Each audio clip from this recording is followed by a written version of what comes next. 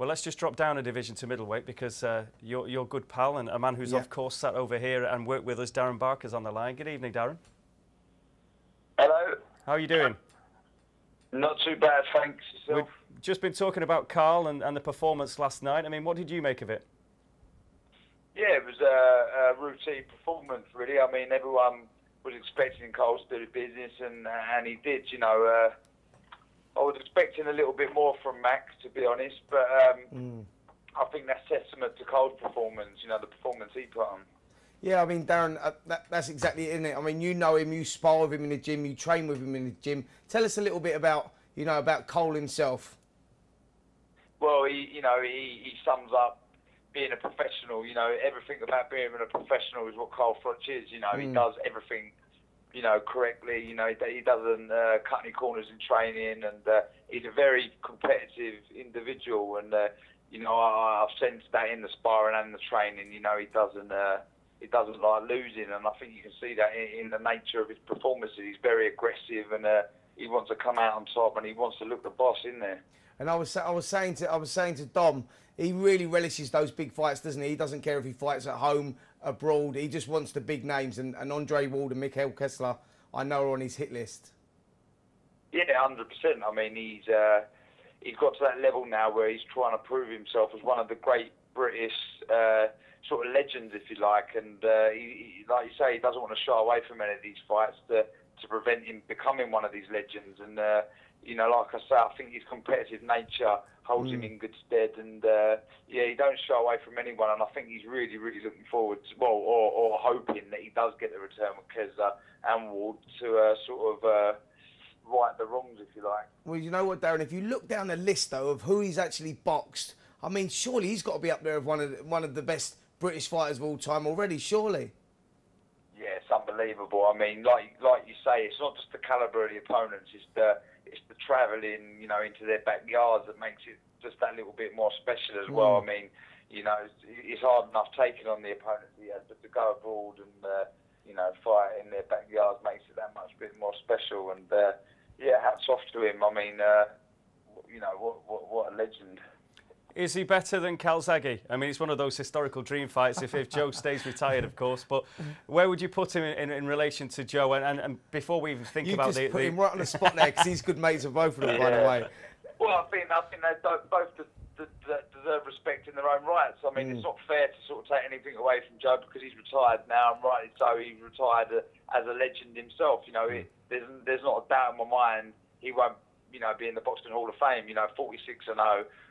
World champion, you know, he will be in the Hall of Fame, and it's not fair to say who would win, whatnot. You know, he deserves his respect for what he's done, and I'll let Carl do his thing. I mean, they're both legends in their own right, and you know, there'll be debates in all walks of boxing. You know, who would have won out of Ali, Tyson? I mean, you're always going to get these debates, but to be honest, pointless really. They both made their mark on boxing, and you know, let Joe, you know, sort of enjoy his retirement and let Carl carry on, you know, impressing us. Yeah, that was a lesson in diplomacy. Brilliantly handled there, Darren. Absolutely spot on. That's what you call sitting on the fence. Yeah, you did it with style, though. But moving on to your matters now. You've got Kerry Hope, who had a warm-up last night. He got through against Sikeris, I think is how you pronounce it, a 6-rounder last night, winning on points. I mean, how are you building up to this one on December the 8th? Yeah, training's gone really well. I mean, injury-free, which makes a change and is nice. And but it was funny, I was sitting at home yesterday and I was getting texts from my lot who were up there because we had a guy called Martin Ward who fought on the undercard. So my trainer and a couple of the lads were up there watching him, and they were watching the Kerry Hope fight. And at one point, one of them texted me saying, "Nightmare, he's just been cut, clash of heads, winding me up." And yeah, that had me going for a minute, but. No, I mean, my preparations have gone brilliant. Like I say, injury-free, and I'm just really, really looking forward to getting back in there. You know, it's been a frustrating 14 months or whatever it's been, and we're looking forward to sort of getting back where I belong.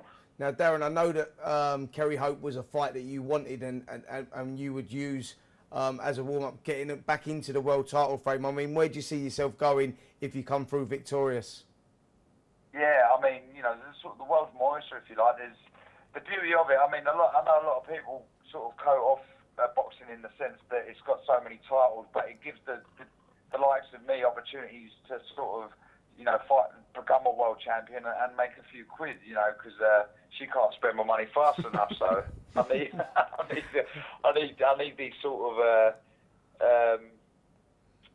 world titles out there. You know, like I say, they do give me opportunities to become a world champion. I mean, yeah, you know, I will never be naive to look past Kerry Hope. I mean, you know, at the end of the day, this fight opens, you know, it's a pot of gold for the winner, and I wouldn't have passed him, and I'm pretty focused on Kerry Hope. But you know, whoever comes through this fight has potentially got a big fight lined up. And I'm sure Eddie can get you the gig anyway if you do come through this one. But just before you go, Darren, Ricky Hatton, of course, yeah. While we're here every night on prime time as well, and the big build-up to this big Hatton is Back promotion at the MEN Arena. I mean, how excited are you, and what do you expect from the big comeback? Well, I expect 100% from Ricky Hatton. You know, if you go by his career in the past, he's never sort of shied away from giving it 100% and giving it his all, and I'm sure he'll do that. You know, I'm really looking forward to it. I enjoyed sort of growing up as a Hatton fan, watching him fight, and I'm equally looking forward to the comeback. I mean, he's doing it for whatever reasons. I remember being on the show with the both of you before, talking about his comeback. I think when it was announced he was going to come back, and you know, we were sort of all questioning his reasons for doing it. But you know, that's a personal thing. That's down to him. But you know, I, as well as the rest of the country, will get behind him, and you know, I'll be cheering him on.